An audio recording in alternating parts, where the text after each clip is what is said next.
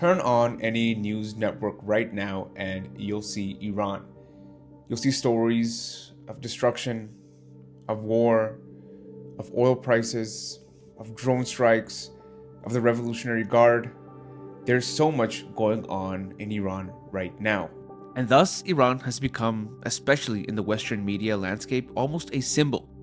A one-dimensional cutout of a country, a regime, a threat, and a problem that needs to be solved. But when a country of almost 90 million people gets reduced to its worst headlines, something essential gets lost. Because the country gets flattened, its people get erased, and its land seems to disappear. And this is a massive shame, because Iran's land and its geography is one of the most extraordinary, complex, and misunderstood on our planet. Because Iran is a country where you can ski in the morning and reach a rainforest by nightfall. It's a place where ancient salt deserts are so vast they have their own weather systems. It's a place where cities have existed for millennia, where volcanic peaks scrape the sky at over 5,500 meters. Iran isn't small, Iran isn't homogeneous, and Iran isn't simple. So today, let's put those geopolitics aside and explore the fascinating and wonderful geography of Iran.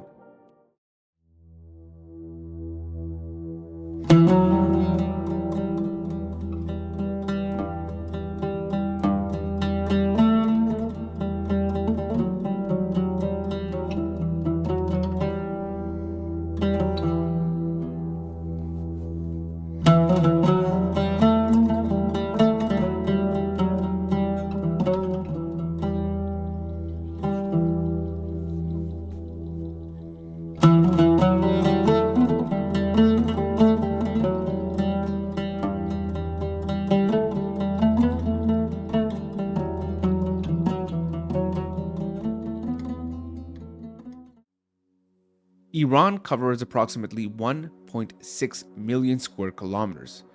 It's the 17th largest country on Earth. In the context of the Middle East, it's enormous. It's at a hinge point between the Middle East, Central Asia, South Asia, and the Caucasus region. Two major bodies of water define its coastlines. To the north, we have the Caspian Sea. It's technically a lake, but it's a lake so large it behaves like an inland sea, with its own currents, its own ecology, and its own storms. To the south lies the Persian Gulf and the Gulf of Oman, which opens towards the Arabian Sea and the Indian Ocean.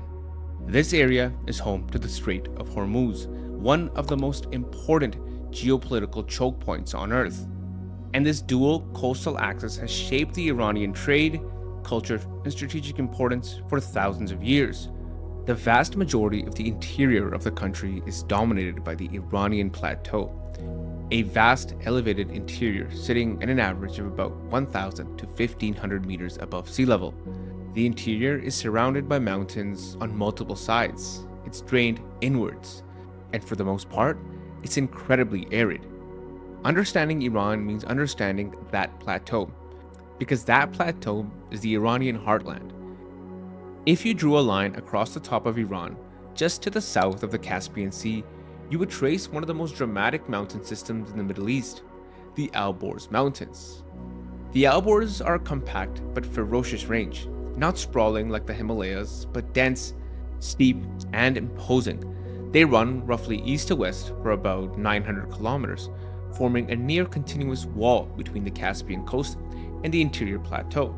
In places, the drop from mountaintop to sea level happens in just 20 to 30 kilometers. It is one of the steepest topographic transitions anywhere on Earth. At its heart rises Mount Damavand. Now, Damavand is not just Iran's highest peak, it is the highest mountain in all of the Middle East. It is the highest volcano in all of Asia. It stands at about 5,600 meters above sea level, making Damavand taller than any mountain in the Rockies or any mountain in the Alps. Damavand is a stratovolcano, the same type as Mount Fuji or Mount Rainier. It has fumaroles, which are vents releasing volcanic gases near the summit. Iranian mythology is soaked in Damavand. In the Shahnameh, the great Persian epic poem, The monster Zahak is imprisoned beneath the mountain for eternity. The peak has been a symbol for Persian identity, resistance, and of elemental power for thousands of years. Tehran, the capital city of a population in excess of 15 million people, sits at the foot of the broader Alborz range. The northern suburbs of Tehran climb towards 1,800 meters in elevation, meaning in the rare, clear day in Tehran, you could potentially see the peak of Damavand floating above the horizon. The Alborz also create one of Iran's most dramatic geographical contrasts. In its southern flank, we have dry, semi-arid plateau, but on the northern flanks, we have something completely different. But we'll come back to that a little bit later in the video. So if the Alborz are Iran's northern wall, the Zagros mountains are its spine. Because the Zagros are one of the great mountain systems of the Middle East, stretching roughly 1,500 kilometers from the northwest of Iran near the border with Turkey and Iraq down through the southwest all the way to the Strait of Hormuz in the far south. They're formed by the collision of the Arabian and Eurasian tectonic plates. Iran is one of the most seismically active countries on Earth. The Zagros fault belt is still compressing. The Arabian plate is still pushing north, crumpling the crust. This means earthquakes. Iran experiences major earthquakes regularly, and they have been devastating throughout history. The 2003 earthquake in Bam, in southeastern Iran, killed more than 26,000 people and destroyed one of the world's most remarkable mud brick citadels in under 30 seconds. But the Zagros Mountains aren't just a geological phenomenon. They're also home to one of Iran's most important human landscapes, because the valleys between the ridges are fertile, watered by rivers and snowmelt, and they have been inhabited for almost incomprehensible spans of time.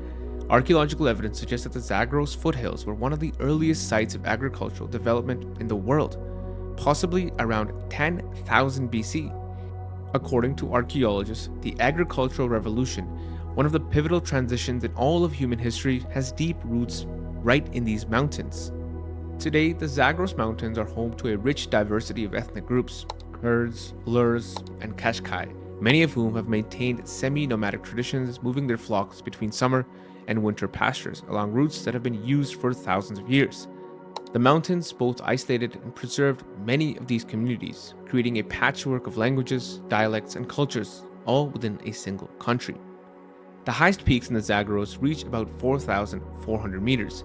They receive significant snowfall in winters, and that snow feeds the rivers that flow westward into Iraq and southwards into the Persian Gulf. And then there's the geological treasure beneath these Zagros mountains that has shaped the modern world far more than most people realize. Because the same tectonic compression that folded these mountains also trapped vast reserves of petroleum in the rock layers below. The Zagros foothills of southwestern Iran contain some of the richest oil fields on Earth. The discovery of oil at the Masjid Suleiman in 1908, the first commercial oil discovery in the Middle East, set in motion a chain of events that shaped the entire 20th century. But if we step back from the mountain ranges and look at the whole region of Iran from above, what you see dominating the interior is the Iranian Plateau, a high, enclosed basin that covers the central and eastern parts of the country. This is not all flat land. The plateau sits at elevations between 1,000 to 1,500 meters on average. It itself is interrupted by smaller mountain ranges, ridges, and basins. But compared to the dramatic peaks that surround it, it feels vast and horizontal, a world unto itself. The plateau is essentially a closed drainage basin. Rivers that flow into it from the surrounding mountains don't reach the sea. They flow inward, toward the lowest points, where they evaporate or sink into the earth, or pool into seasonal lakes and vast salt flats. This area is the origin of Iran's two great deserts. The Dasht-e-Kavir, which translates to roughly as the Great Salt Desert. It occupies a large swath of north-central Iran. It's not a sand desert in the way most people imagine deserts. The Dasht-e-Kavir is primarily a salt flat, a kavir, formed by the evaporation of ancient lake waters. The surface is a shimmering crust of salt and minerals, broken in places in polygonal patterns, cracked and crystalline. Temperatures in the Dasht-e Kavir are extreme. Summer days can regularly exceed 40 degrees Celsius, while winter nights can plunge below freezing. Rain is almost non existent here. It is a landscape of beautiful but radical hostility. Yet, even here, life persists, scattered oasis towns, sustained by deep wells and the ancient water engineering that is one of Iran's most underappreciated civilizational achievements. Southeast of the Dasht-e Kavir lies something even more extreme, the Dasht-e Lut. Lut means barren. This is one of the most otherworldly landscapes on Earth. It covers roughly 80,000 square kilometers of southeastern Iran, and it holds the record for the highest land surface temperature ever recorded on the planet. Because in 2005, NASA satellites measured a surface temperature of 70.7 degrees Celsius in the Dasht-e Lut. But despite the harsh weather, the Lut Desert is also strikingly beautiful. Its most iconic features are the Kaluts, enormous wind-sculpted rock and sediment formations that rise from the desert floor like ruined castles, eroded into dramatic ridges and fins by millennia of wind. Some Kaluts reach heights over 150 meters, and from the air, they resemble a vast alien cityscape. Now, despite this harsh beauty, very few tourists make it here. The landscape is barely accessible, and the conditions are brutal. And Iran's geopolitical isolation means it remains one of the least visited World Heritage Sites on Earth, which is, depending on how you look at it, either a tragedy or kind of for the better. Living on the Iranian plateau meant confronting an enormous problem: water. Because the plateau receives very little rainfall, the rivers that do exist are seasonal and unreliable. The mountains receive snowfall in winter, but that water is often far from where people actually need it. For any civilization to survive and flourish here, an extraordinary solution was required. And that solution was the Qanat. The Qanat is an underground aqueduct, a gently sloping tunnel dug by hand through rock and earth. Now, these tunnels channel groundwater from the base of a mountain range across the desert to a village or city possibly kilometers away. Now, this design uses something we all know of: gravity. And because of this, there's no pumps required or any mechanical assistance. Qanats were being constructed in Iran at least 3,000 years ago. The technology spread throughout the ancient world, to North Africa, to Spain, and Central Asia. But nowhere was it developed more extensively than in Iran. So when people talk about Iranian civilization's resilience, they often point to literature or philosophy or even art. But the Qanat may be the most eloquent expression of that resilience: the sheer refusal to accept that their desert is uninhabitable. So let's leave the Iranian plateau aside and head north to the Caspian coast. Now, this region is entirely different to the interior plateau, because the regions of Gilan and Mazandaran receive between 600 and 1900 millimeters of rain every year. In a country whose interior is defined by aridity, this is almost shocking. The moisture comes off the Caspian Sea. It rises when it hits the Alborz and dumps as rain and snow in the northern slopes. The result is a landscape of extraordinary lushness: dense, broadleaf forests, rice paddies, and tea plantations. Now, if you're interested in learning more about this region, I recommend you watch my video on the Hyrcanian forests of northern Iran. In that video, I go into much greater detail about these exact forests, their ecology, their biology, and the geology that created these forests in the first place. And these are among the oldest forests in the northern hemisphere. They are remnants of the great temperate forests that covered much of Eurasia before the last glacial maximum. And while most of these forests were destroyed by glaciation, the Caspian coast was sheltered, and so its ancient forest ecology survived. Some of these tree species have been growing in this region for possibly more than 40 million years. The Caspian coast is also one of the most densely populated parts of Iran. The combination of fertile soil, reliable water, and relatively mild climate has made it an agricultural heartland for many years. The cities of Rasht and Sari sit in this green strip, bustling and prosperous in ways that feel quite different from the dry cities of the plateau. So many Iranians from the interior often vacation on the Caspian coast. They're drawn by the greenery, seafood, and humidity that, after the dryness of Tehran and Isfahan, feels like a kind of relief. But let's leave behind the northern coast and head to the southern coast, the Persian Gulf coast. And this is a completely different world. The Persian Gulf coast is hot, relentlessly and oppressively hot, with summer temperatures regularly exceeding 45 degrees Celsius and humidity levels that make outdoor activity dangerous for hours at a time. The climate here is one of the most harshest for human habitation in possibly the world. The Persian Gulf itself is a shallow, semi-enclosed body of water, at its deepest only around 90 meters.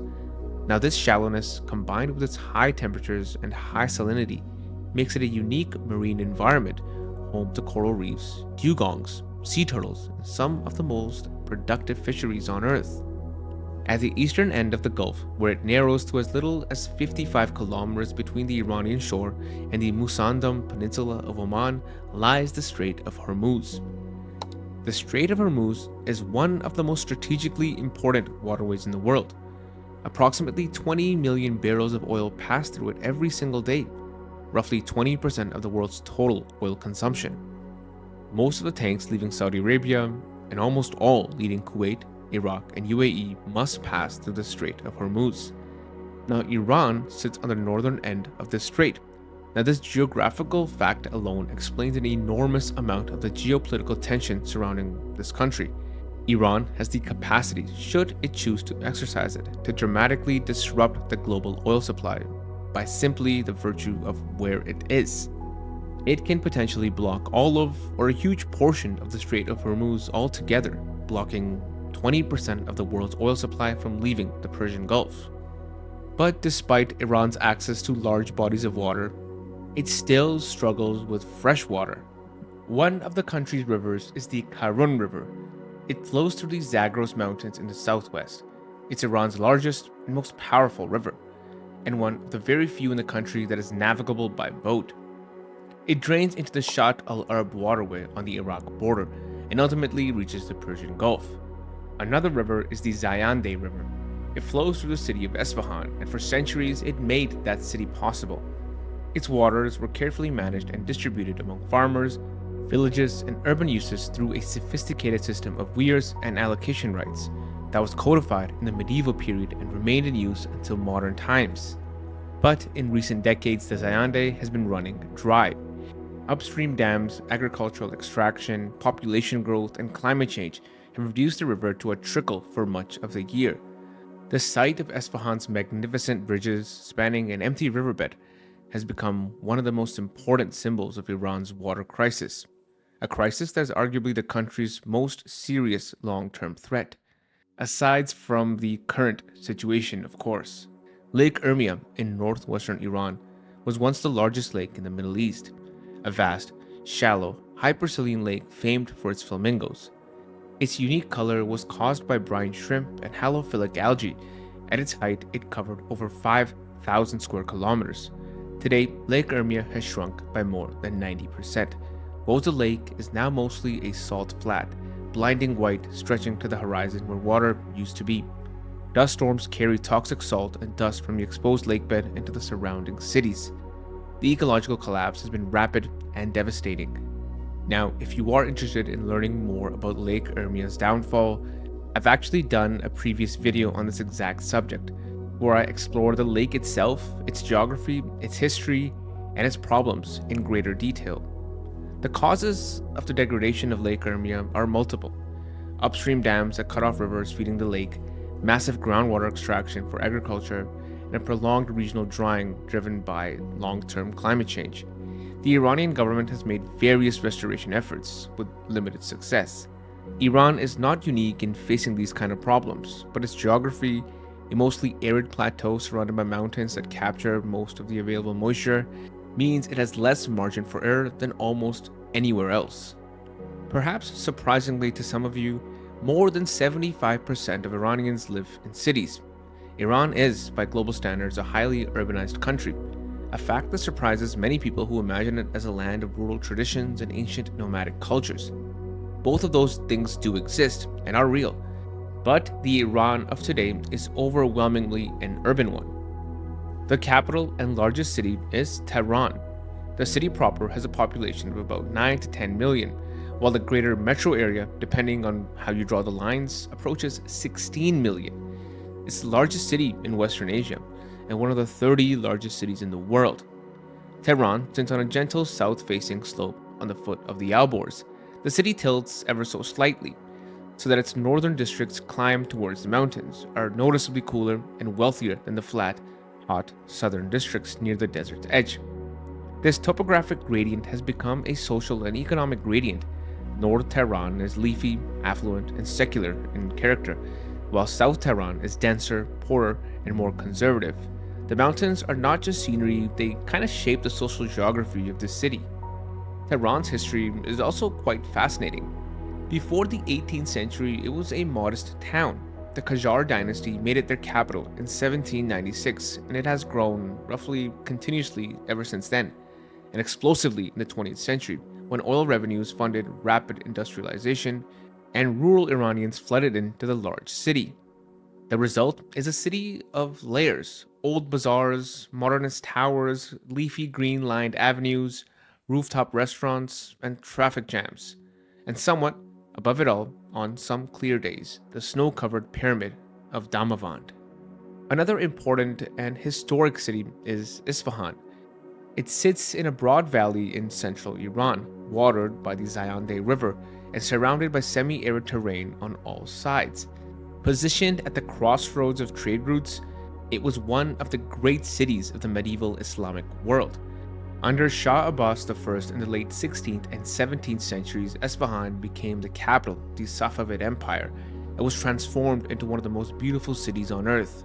The great Naqsh-e-Jahan Square, one of the largest public squares anywhere in the world, surrounded by a royal mosque, an imperial bazaar, a palace, and a smaller mosque, is a masterpiece of urban planning and architecture. The tile work alone, the deep blues and turquoise that cover the domes and minarets, is among the greatest achievements of Islamic art. There is a beautiful Persian saying, Isfahan Nesf-e-Jahan, meaning Isfahan is half the world. It was coined at the peak of the city's glory when visitors arrived from across Asia and Europe and found it almost impossibly grand. The saying still rings true when you stand in the square at dusk and watch the colors of the tilework shift as the light fades. If we move just to the south, we find Shiraz, another historic city. It sits in the high mountain valley in the Zagros at around 1500 meters elevation. This higher elevation gives it a gentler climate than the plains surrounding it, relatively mild summers, cold winters, and enough moisture for the gardens and orchards that have made the city famous. Shiraz is the city of Persian poetry. Hafiz and Saidi, two of the greatest poets in the Persian language, and by extension, two of the greatest poets in human history, both lived and are buried here. Their tombs are pilgrimage sites for Iranians. People visit here not out of religious obligation, but out of literary devotion, to sit with the words of men who wrote 700 years ago and still speak to something essential about love, loss, and beauty. Just outside Shiraz, less than an hour's drive away, lie the ruins of Persepolis, the ceremonial capital of the Achaemenid Empire, the greatest empire the ancient world had seen at its height. Founded by Darius the Great around 515 BC, Persepolis was a statement in stone, a vast complex of palaces, audience halls, and processional stairways decorated with relief carvings showing delegations from across the empire bringing tribute. It was burned by Alexander the Great in 330 BC, an act of destruction that still stings in Iranian cultural memory. The ruins that remain are still breathtaking. In the northeast, at the edge of where the Iranian plateau meets and approaches Central Asia, sits Mashhad, Iran's second largest city, and one of the most visited pilgrimage destinations in the world. It's home to the shrine of Imam Reza, the 8th Imam of Twelver Shia Islam. It draws somewhere between 20 and 30 million visitors a year, a number that dwarfs the entire population of many countries. Mashhad sits on the old Silk Route, connecting Persia to Central Asia and China, and its bazaars still carry echoes from that ancient connectivity. And in the far northwest, In a high volcanic basin near the borders of Turkey and Azerbaijan lies Tabriz, one of the great historic cities of the Islamic world. It served as the capital of several kingdoms like the Safavid Empire and the Qajar dynasty. Tabriz sits in a region that has changed hands so many times over millennia that its cultural identity is layered and complex. Turkic, Persian, and Azerbaijani influences woven together. Its covered bazaar, one of the largest in the world, was designated a UNESCO World Heritage Site in 2010. Each of these cities is a lesson in how geography shapes urban life. Each one found its location for a reason, whether it's a river, a valley, a trade route, or a mountain pass. And each one is built upon that geographical foundation on a distinct identity that persists to this day. Now, apart from these cities I just mentioned, Iran is still home to several other large cities, like Evaz in the southwest or Qom in the center of the country. We started this video with headlines, threats and tensions, crisis and conflicts. The Iran that dominates the news cycle, the Iran that has been flattened into a symbol. But its geography tells a different story. Or rather, geography tells a much older and much larger story. It tells the story of a plateau enclosed by mountains that forced the people who lived there to innovate, to engineer water through rock, to build cities in the middle of deserts, to trade across thousands of kilometers of difficult terrain. And it tells the story of amazing and beautiful cities. Tehran, Isfahan, Tabriz. Iran is 90 million people living on one of the most extraordinary pieces of land on this planet. So the next time you see Iran in the headlines, remember, there's a country behind that coverage. A vast, complex, eternally contradictory, breathtakingly beautiful, and unique country. It's home to a resilient people that can hopefully overcome the challenges that they face right now. And as always, if you like content like this, be sure to give this video a like, follow my channel if you haven't done so already, and if you liked this video, make sure to take a look at these two videos popping up on your screen right now. I'm sure if you like this, you're probably going to like these two as well. I'll catch you guys in the next one. Peace.